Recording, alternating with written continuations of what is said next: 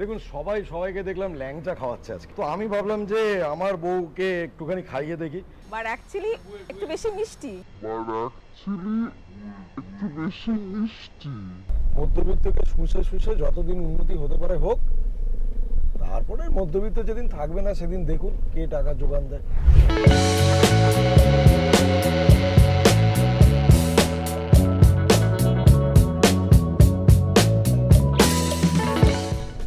আচ্ছা একটা কথা বলুন তো, নদী বেশি ভালোবাসেন না সমুদ্র? অনেকেই বলবেন সমুদ্র, কিন্তু আমি আপনাদেরকে বলি বর্ষার সময় যদি আপনি কোনো ড্যাম বেড়াতে যান তাহলে কিন্তু বেশ লাগবে। আজকে সেই জার্নিটাই করছি আপনাদেরকে সঙ্গে নিয়ে। যাব হচ্ছে মাইথন ড্যামে। কলকাতা থেকে কম বেশি 260 কিলোমিটার ড্রাইভ, গাড়ি অলরেডি হাইওয়েতে ছুটিয়ে দিয়েছি। তাহলে চলুন টুক করে আমরা ডানকুনির পর অবধি কিভাবে এলাম সেইটা দেখে নিন, একটা ছোট্ট গল্পও বলবো তার সাথে। আর তারপরে পুরো রাস্তার ডিটেল থাকবে, সমস্ত ইনফরমেশন থাকবে, টোল কত, রাস্তা কেমন, কোথায় খাবেন, কি কি করবেন, সমস্ত কিছু। তাহলে একটা ফান ফিল্ড রোড ট্রিপ, আপনি আর আমি একসাথে।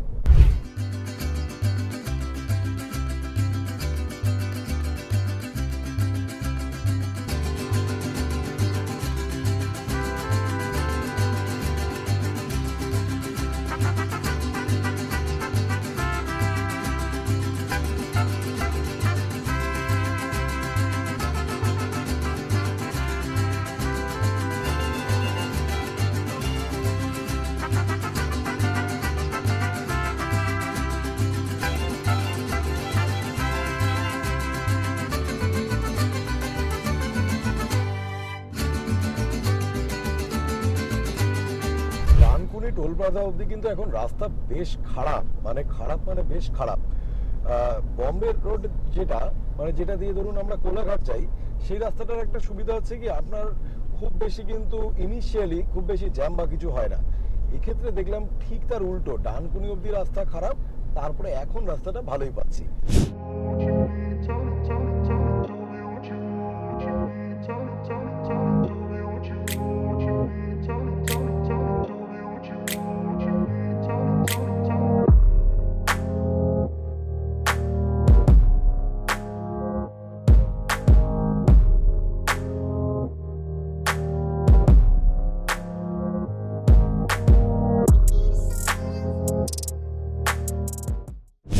একটু আগে একটা বিশাল বড় ন্যাশনাল ফ্ল্যাগ দেখছিলেন আমাদের দেশের, ভালো লাগে।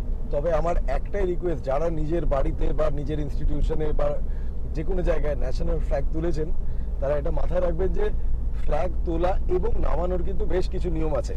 যেরকম ধরুন সন্ধেবেলা ফ্ল্যাগ কিন্তু নামিয়ে নিতে হয়, আবার ধরুন বৃষ্টি পড়লে ফ্ল্যাগকে কিন্তু ভিজতে দিতে নেই। ওটা সাজানোর জিনিস নয়, ওটা সম্মান দেওয়ার জিনিস। হোটেল নবান্নতে বড় ওই ফ্ল্যাগটা লাগানো ছিল, হোটেল নবান্ন। আবার কেউ কমেন্টে লিখে বসবেন না নবান্ন বলে ফ্ল্যাগকে সম্মান দেয়নি। দেশপ্রেমটা সবার আছে, প্রকাশটা হয়তো আলাদা আলাদা। যেরকম ধরুন এই আমি ফ্ল্যাগ নিয়ে বললাম যে সব সময় কিছু নিয়ম মানতে হয়, অনেকেই বলবেন আপনার মতন কনস্টিটিউশনের মতন।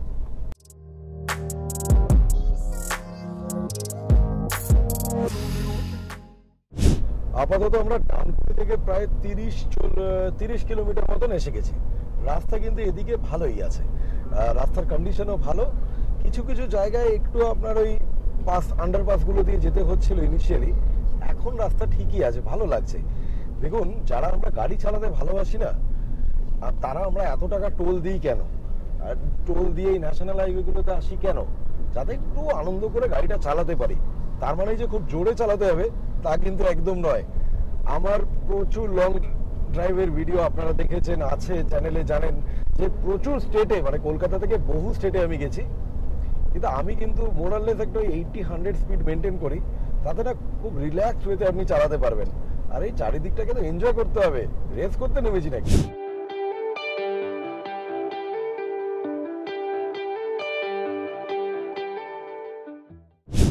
আমরা স্টার্ট করেছিলাম হচ্ছে সকাল 7:30টার দিকে, আর এখন ঘড়ির কাঁটায় হচ্ছে সকাল 9টা। আমরা পৌঁছে গেলাম গুড়াপ। আমি আজকে আমার বাড়ি থেকে টালিগঞ্জ থেকে আমার একটা বন্ধুকে পিক আপ করেছি, তাই জন্য টোটাল আমার বাড়ি থেকে এখন অবধি আমি এসেছি 80 কিলোমিটার। তো ওই ধরে চলুন 1.5 ঘন্টা টাইমে আমরা 80 কিলোমিটার পারলাম। এখান থেকে পালশিতে একটা টোল প্লাজা আছে, সেটা হচ্ছে 19 কিলোমিটার 20 কিলোমিটার, আর বর্ধমান হচ্ছে এখান থেকে প্রায় 40 কিলোমিটার। আমার আজকে ইচ্ছা আছে বর্ধমানের কাছাকাছি কোথাও একটা গিয়ে একটু ব্রেকফাস্ট করব।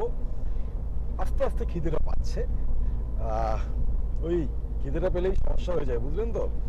দিনের শেষে বাঙালি বেড়াতে যাওয়া আর ভালো খাওয়া, এই দুটোর সাথে কিন্তু কম্প্রোমাইজ করতে পারবে বলে আমার মনে হয় না।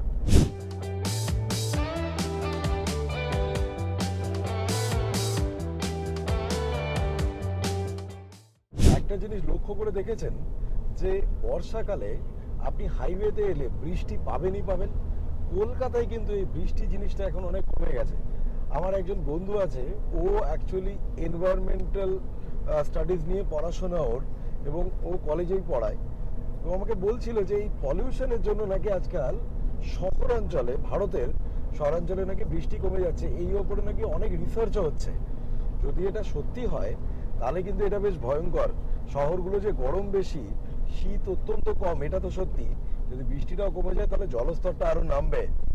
আপনি বলতেই পারেন যে আরে শাগনিক, লং ড্রাইভ এনজয় করছো, তার মধ্যে এইসব কথা কেন?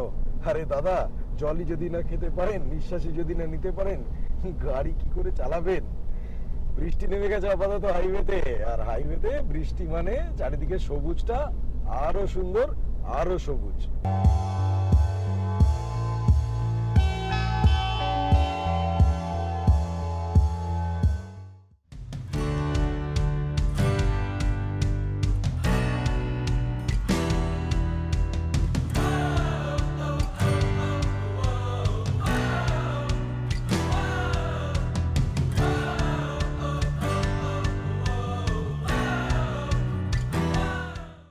আমরা আপনার পৌঁছে গেলাম হচ্ছে পালশিত টোল প্লাজাতে।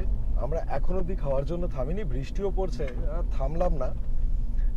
আজকে কিন্তু ডানকুনি থেকে পালশিত অব্দি যে এলাম, মানে দেখুন রাস্তা অনেক জায়গায় ভালো, অনেক জায়গায় কাজ হচ্ছে, এবং এখন ধরুন আমার এই দিকটাতে হয়তো বাইরের দিকটা বুঝতে পারছেন, বাইরের দিকটাতে পুরো কাজ হচ্ছে।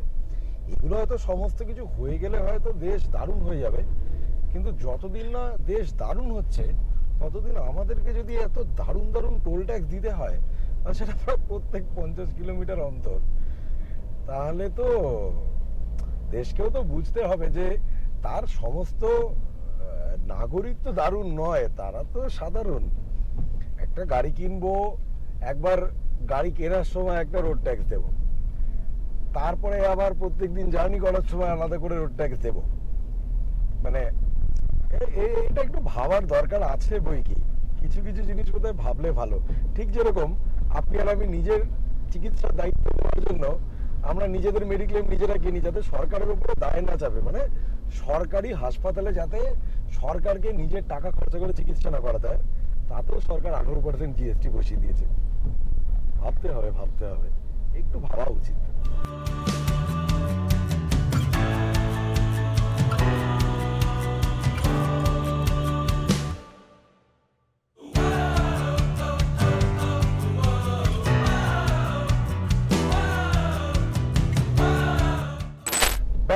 আমরা চলে এসেছি হচ্ছে ল্যাংচার জগতে।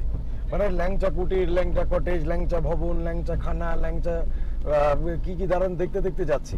ল্যাংচা ধাম, ল্যাংচা নগর, ল্যাংচা নগরী, বিভিন্ন রকম। তার মানে কোনো কুইজ জেতার জন্য কোনো আলাদা প্রাইজ নেই। আপাতত আমরা চলে এসেছি হচ্ছে শক্তিগড়ে, বর্ধমান। তার মানে আর একদমই বেশি বাকি নেই। যারা ল্যাংচা খেতে ভালোবাসেন তাদেরকে বলি, কলকাতায় নিজের পাড়ার দোকান থেকে ল্যাংচা ফুড পার্ক, একটা দোকানের নাম ল্যাংচা ফুড পার্ক, ল্যাংচা নিকেতন। একটাই জিনিস বলছি, নিজের পাড়ার দোকান থেকে ল্যাংচা খান। এই ল্যাংচাগুলো অত্যন্ত বাজে। আমি প্রত্যেকবারই ফেরার সময় যতবার এইসব জায়গা দিয়ে ফিরি, লোভে পড়ে একটু কিনি, তারপরে বাড়িতে গিয়ে খুব দুঃখ হয় যে কেন এত বাজে জিনিস কিনলাম। সব ডালনা দিয়ে ভাজা, ওই মিহিদানা পাওয়া যায়, এই সীতাভোগ পাওয়া যায়, সব বাজে। যাই হোক, কিন্তু হ্যাঁ, এইখানে যদি ভেতর দিকে আপনি শহরের ভেতরে চলে যান, সেখানে একটা দুটো দোকান আছে খুব ভালো, কিন্তু সেটা ওই লোকাল লোকেরা ওখান থেকে কেনে। কেউ তো আর হাইওয়ে থেকে লোকাল লোকেরা কেনে না। আমি একটু খেতে চাই, আমার এবারে একটু খিদে পাচ্ছে, সত্যি খিদে পাচ্ছে। একটু সাজেস্ট করুন না, তাড়াতাড়ি সাজেস্ট করুন যে বর্ধমানের কাছাকাছি ভালো খাবার জায়গা কি আছে, সাজেস্ট করুন, কমেন্ট করুন।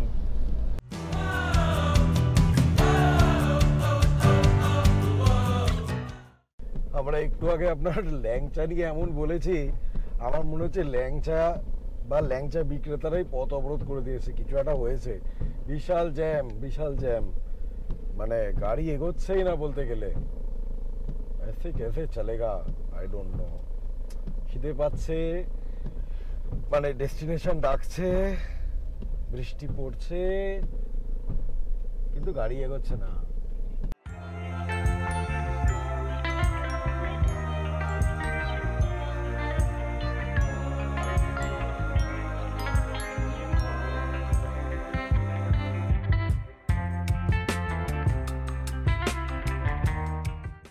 আমরা ফাইনালি পৌঁছে গেছি হচ্ছে বর্ধমানে। জ্যামটা কিন্তু বেশ অনেকক্ষণ ছিল। তারপরে যেটা দেখলাম সেটা হচ্ছে যে একটা আন্ডারপাস দিয়ে পাস করানো হচ্ছিল, আর উপরে ব্রিজ তৈরির কাজ চলছে, তাই জন্য প্রচুর জ্যাম ছিল। বর্ধমান ঢুকে গেলাম, ডান দিক বর্ধমান শহরের ভেতরে, আর আমরা চলে যাব হচ্ছে দুর্গাপুর হয়ে আসানসোলের দিকে। আশা করি আস্তে আস্তে রাস্তা একটু খালি হবে। এবারে না সিরিয়াসলি খিদেটাও পাচ্ছে, জানেন তো। আরেকটা জিনিস আপনাদেরকে একটু বলি, সেটা হচ্ছে যারা নতুন নতুন গাড়ি চালাচ্ছেন বা নতুন নতুন গাড়ি কিনেছেন, নিজে চালিয়ে আসবেন হাইওয়েতে, তাদেরকে একটা জিনিস বলি, বিশেষ করে যেদিন বৃষ্টি পড়বে,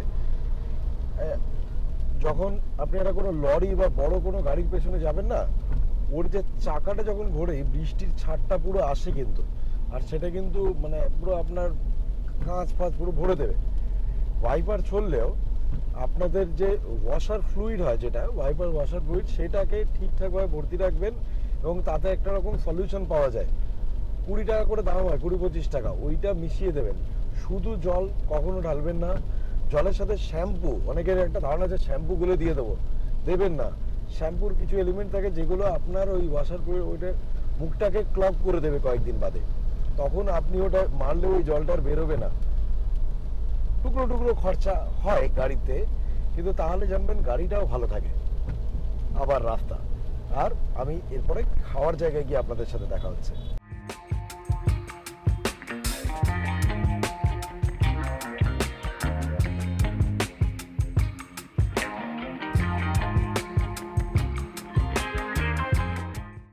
আপনাদেরকে বলেছিলাম যে রাস্তা দেখুন, খাবার জায়গায় গিয়ে কথা বলবো। আর খাবো কি, যা জ্যাম, মানে সিরিয়াসলি একটা হাইওয়েকে, মানে আমি অনেকদিন, আমি বেশি আপনার লাস্ট কয়েকবারে বেশিরভাগই আমি আপনার দিয়ে গেলাম, কি বলে ওই বম্বে রোডটা গেলাম, দিল্লি রোডটা যে এরকম খারাপ অবস্থা করে দিয়েছে, মানে ভাবা যায় না। মানে জায়গায় জায়গায় জায়গায় জায়গায় ডাইভারশন ডাইভারশন ডাইভারশন।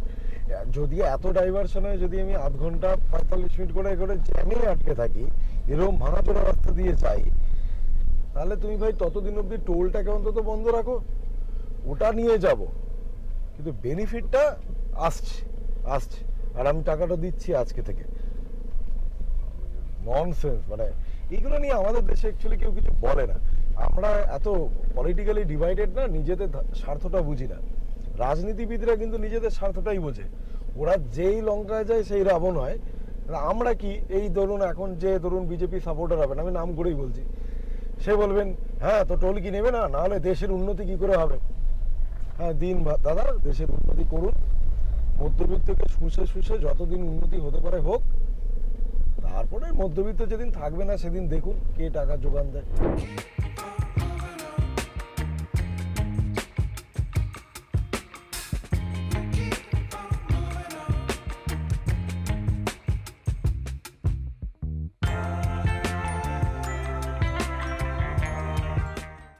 আমরা শেষ পর্যন্ত পৌঁছেছি একটা খাবার জায়গায়। এই দেখুন, hotel food point, Indian Chinese tandoor, তাই না।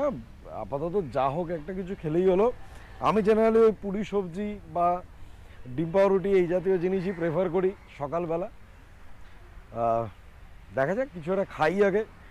ওয়াশরুমটা পরিষ্কার কিনা সেটাই হচ্ছে কথা। দেখুন এই দিকটাতে হচ্ছে ওয়াশরুম,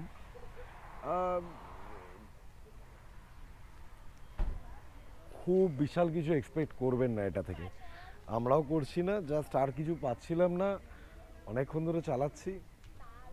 এই খেয়ে নিয়ে একটু টুক করে খেয়ে নিয়ে তারপরে আবার জার্নি শুরু। আমাদের খাওয়া দাওয়া কমপ্লিট। আমি খেলাম হচ্ছে একটুখানি পুরি সবজি, বেসিক্যালি পুরি সবজি না, লুচি আর তরকারি, আর বাকিরা কয়েকজন খেয়েছে হচ্ছে আলু পরোটা। আপাতত যেটা খাবো সেটা হচ্ছে ল্যাংচা, একদম গরম গরম নামিয়েছে, তো ওই নিয়ে আসছিল, তো সবাই আবার দেখুন দাঁড়িয়ে পড়েছে, এদিকে বু নাচছে, সব মিলে জমে যাচ্ছে। ড্রাইভটা আজকে খুব এখন অবধি ভালো হয়নি, এত রাস্তায় জ্যাম ছিল দেখেছেন, কিন্তু ঠিক আছে, এবারে ল্যাংচাটা খেয়ে আশা করছি দুর্গাপুর আসানসোলের দিকটা ভালো হবে। কি হবে একটু প্রে করুন, যদি ভালো হয় তাহলে খুব ভালো। তবে একটা জিনিস বলি আপনাদেরকে, এই যে দুর্গাপুর আসানসোলের যে রাস্তাটা, এখানে কিন্তু অত বেশি গ্রিনারি পাবেন না, মানে তুলনায় কম পাবেন, তার কারণ হচ্ছে এই দিকগুলো অনেক বেশি ইন্ডাস্ট্রিয়ালাইজড। আর যদি আপনি বম্বে রোড ধরে যান, ঘাটশিলার দিকে গেলেন, সেই ভিডিও আমাদের আছে। রাঁচির রাস্তা অত্যন্ত সুন্দর, সেই ভিডিও আমাদের আছে। ওই দিকগুলো কিন্তু অনেক বেশি সুন্দর, অনেক বেশি সবুজ। ল্যাংচা এই অনেস্ট রিভিউ দে, অনেস্ট রিভিউ। বেশ ভালো, বেশ ভালো। দেখুন, যারা সংযুক্তাকে চেনেন না, এই যে সংযুক্তা, আমার ছোট্টবেলা স্কুলের বন্ধু, সংযুক্তার মুখ থেকে ভালো শোনা একটা অনেক বড় ব্যাপার। একদম মানে ও ওরম বলতে পারে যে এখানে 10 গ্রাম চিনি বোধহয় বেশি দিয়েছে, 2 চামচ চিনি কম দিলে ভালো হতো। ও এরকম আমি এরকম নই। এনিওয়েজ বিশ্বাস করুন, ও এরকম। এই অভিষ্পা কেমন? ভালো করে বলুন। ওর নাম অ্যাকচুয়ালি হচ্ছে অভিপ শাহ, কিন্তু ওকে কলেজেরই একজন টিচার, যিনি আমার কলিগ, ওরা সব আমার কলেজের স্টুডেন্ট ছিল একসময়, এখন ভাই বোন হয়ে গেছে সব, তো তিনি ওকে বলেছিলেন অভিষ্পা। তো তারপর থেকে টিচারদের মধ্যে এটাই পপুলার, বন্ধুদের মধ্যে এটাই পপুলার। কেমন রে? দারুণ কাজে। তুই খেয়েছিস? আচ্ছা, এই যে দেখুন, এই যে আমাদের এই ট্রিপটা অ্যাকচুয়ালি হতোই না যদি না প্রিয়াঙ্কা থাকতো। তার কারণ হচ্ছে আমরা যেতাম হচ্ছে চিলাপাতা ডুয়ার্সে, ও যাব না, যাব না, ব্যাপারটা ওই বাংলা গান আছে না, যাবো কি যাবো না, ভেবে ভেবে হ্যাঁ যাওয়া তো হলো না, তাই জন্য আপাতত আমরা ডেস্টিনেশন চেঞ্জ করে ড্যাম পাহাড় এই সবের মধ্যে। এই যে দাই দেখুন সবাইকে দেখলাম ল্যাংচা খাওয়াচ্ছে আজকে, তো আমি ভাবলাম যে আমার বউকে একটুখানি খাইয়ে দেখি। এই মিষ্টি টিষ্টি খায় না খুব একটা, মিষ্টি খাই না বলেই মিষ্টিটাই খাওয়াচ্ছে। আর কি করব বলুন, আপাতত যা পেয়েছি, 5 টাকা চিপস পেলে সেটাও খাওয়াতে পারি, তার বেশি ক্ষমতা নাই। 5 টাকা 5 টাকা 5, মনে পড়ছে আমাদের ছোটবেলায় একটা অ্যাডভার্টাইজ ছিল, আমির খান করতো 5 5 5, এই লাগান রিলিজ হওয়ার পরে তারপরে একজন এসে বলতো, আরে ভাই ক্যা, বলতো 5 রুপিয়া বে কো, কব সির্ফ 5 রুপিয়া বে। এটা আমি দেখিনি। নিজেকে ছোট বানানোর চেষ্টা করছে, না, আমি অত ছোট দেখিনি। নয়। না, আমি আপনার দেখিনি। আমি গাড়িতে উঠবো, Specifically আমি গাড়িতে একটা উঠবো, দেখিনি। এইখানে আমি আর কথা বাড়াবো না, তার কারণ হচ্ছে তাহলে আপনারা আমাকে বেশি বয়স্ক ভাববেন, ওকে একদম ছোট ভাববেন, specifically অনেক প্রশ্ন উঠে যাবে। একটা দেখিনি। এই প্রশ্ন ভেতরে ঢুকবো না, সোজা হাইওয়ে। ল্যাংচাটা ভালো, বাট অ্যাকচুয়ালি একটু বেশি মিষ্টি। মানে একটু বেশি মিষ্টি অ্যাকচুয়ালি।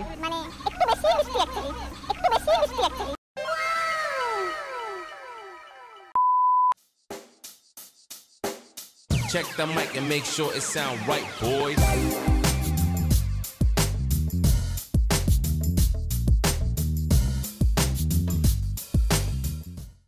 আমরা আপনার পৌঁছে গেছি হচ্ছে দুর্গাপুরে। দুর্গাপুর এখন ক্রস করছি।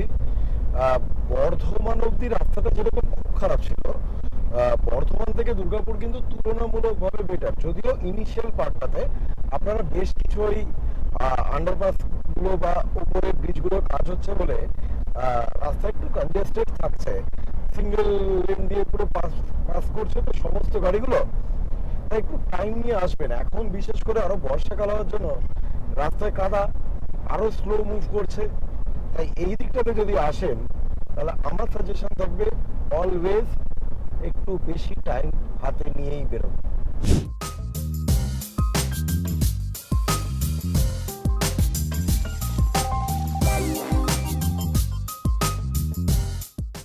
আচ্ছা, দুর্গাপুর পার করতে করতে একটা জায়গা দেখলাম বিধাননগর। তো আমার পেছনে দেখুন এই যে সৌমতি বসে আছে, সৌম্যদীপ একটা প্রশ্ন করলো যে এখানেও বিধাননগর আছে, কলকাতাতেও তো আছে বিধাননগর সল্টলেক।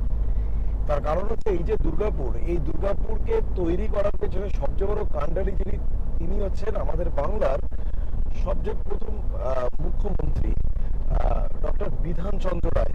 বিধানচন্দ্র রায়ের ব্রেন চাইল্ড এটা। উনি এটাকে শিল্প নগরী হিসেবে তৈরি করার চেষ্টা করেন।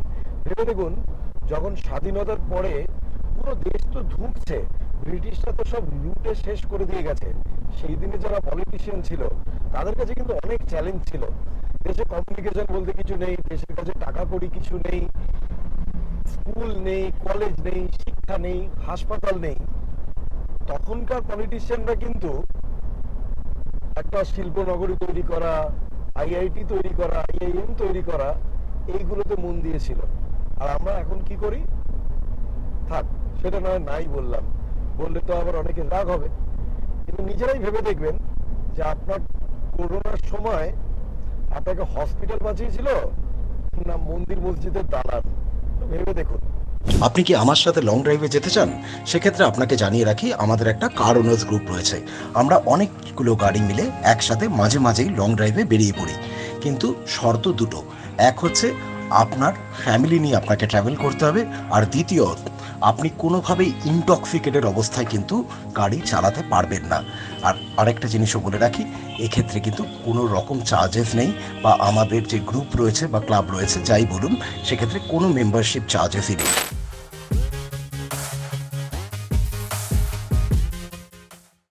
আচ্ছা, আমার আস্তে আস্তে একটা ছোট্ট বিপত্তি হয়েছিল। বিপত্তিটা কীরকম? সেটা হচ্ছে যে আমার যে একটা দিকের ওয়াইপারটা কাজ করছিল না, গাড়ির বাঁ দিকের। তো বৃষ্টি পড়ছে প্লাস কাদা ছিটছে, ওয়াইপার দিয়ে যদি ক্লিন না করতে পারি খুব প্রবলেম। আমি এখানে এসে দাঁড় করালাম দুর্গাপুরে।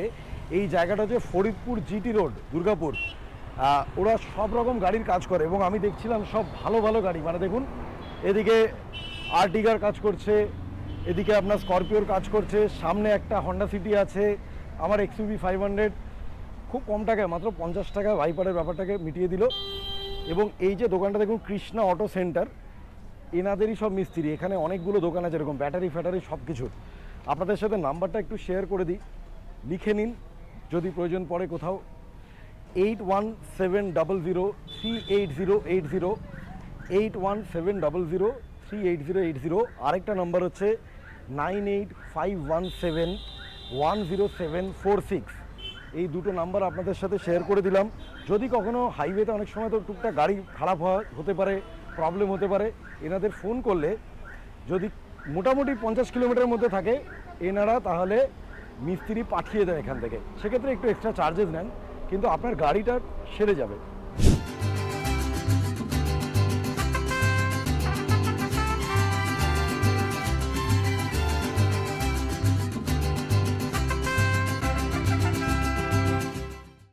আমরা পৌঁছে গেছি হচ্ছে অন্ডালে।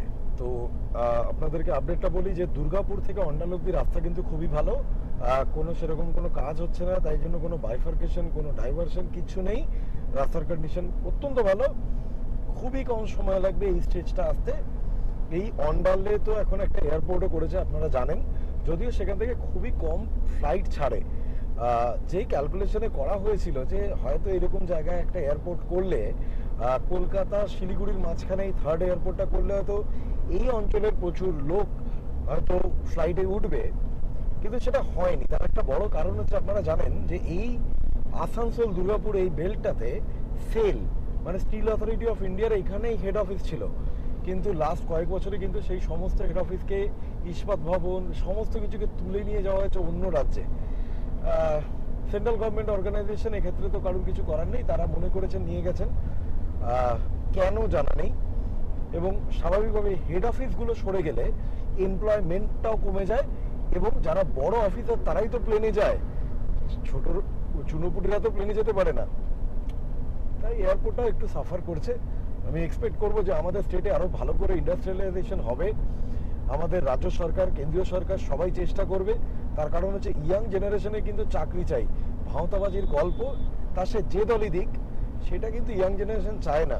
পড়াশোনা করার পরে হাতে একটা অ্যাপয়েন্টমেন্ট লেটার চায়, আর সেটা যদি আমরা না দিতে পারি তাহলে সে যে গভর্নমেন্টই হোক সে ফেলিওর। এটা বলার পরে কেউ ভাবতেই পারেন কেউ কমেন্টে লিখতেই পারেন দাদা আগেই ভালো ছিল। না না, আগেও অত্যন্ত খারাপ ছিল, তখন কারখানা বন্ধ হয়েছে, এখন নতুন কারখানা খোলে না।